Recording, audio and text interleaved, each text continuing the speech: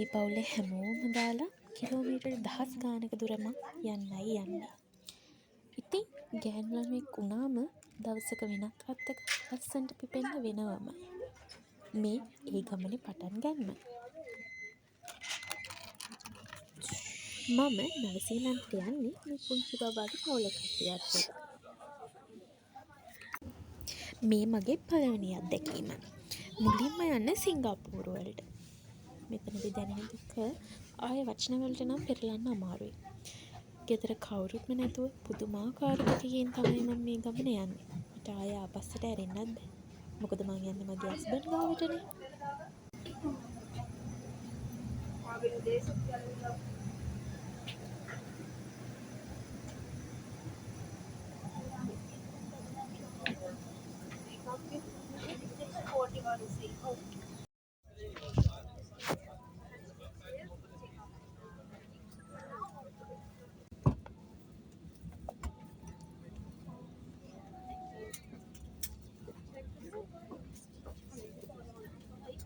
මේක තමයි ෆ්ලයිට් එකේදී හම්බුන මුල්ම කෑම එක. මං හිතුවේ නෑ ෆ්ලයිට් එකේදීත් මට පතෝලයි පරිප්පුයි එකට දාලා කන්න හම්බ වෙයි කියලා.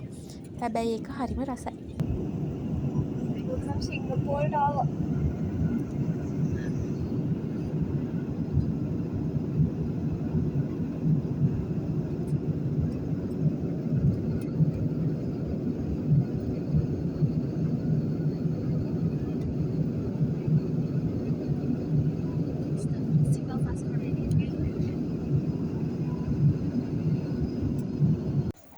අපි සිංගප්පූරු එයාපෝට් එකට ආවා.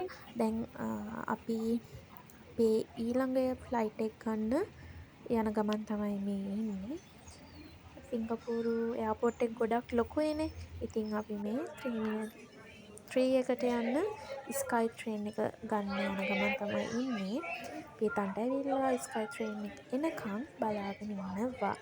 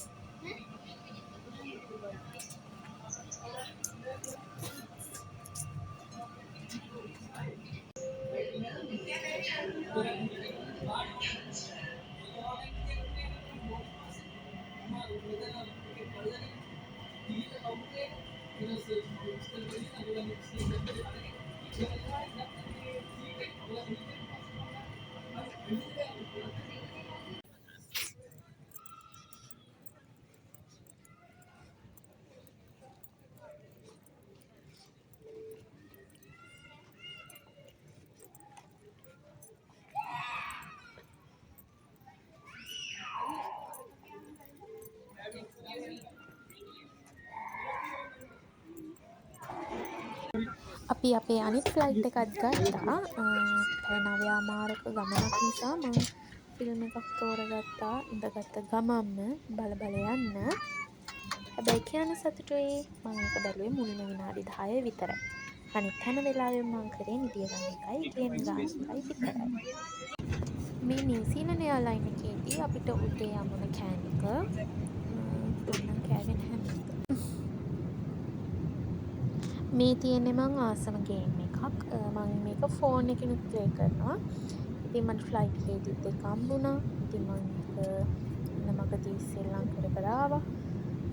ෆ්ලයිට් එකේදී ඉතින් ඔච්චරම තමයි කරේ. නිදා ගන්න එකයි, ලූඩෝ ප්ලේ කරන එකයි විතරයි.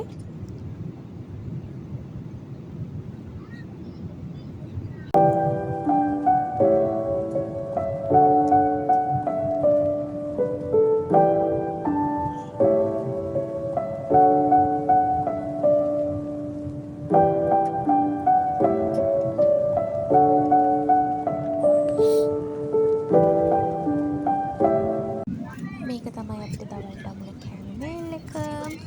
මේක නම් පුදුම රහක් තිබ්බේ. ඒ කෑම එකත් එක්ක මේක ඉතින් රස බුජින් වගේ තමයි.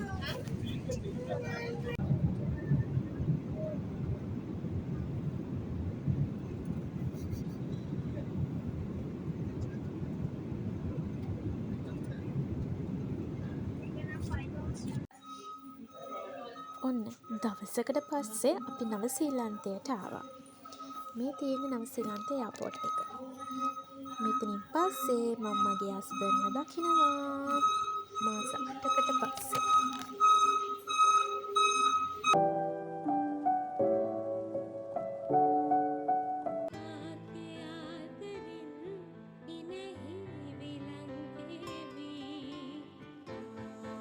අපි දෙන්නගේ ජීවිතේ තවත් ලස්සන දවසක් තමයි මේ.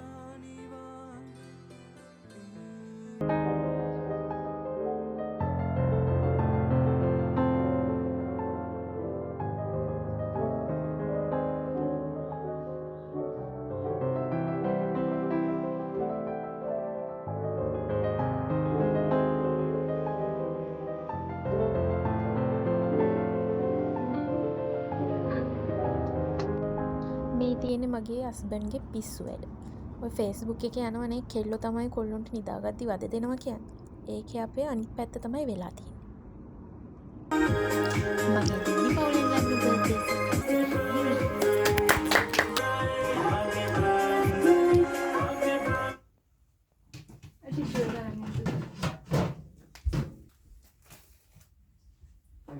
Thank you.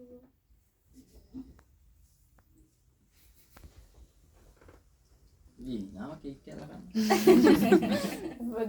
Thank you. happy birthday.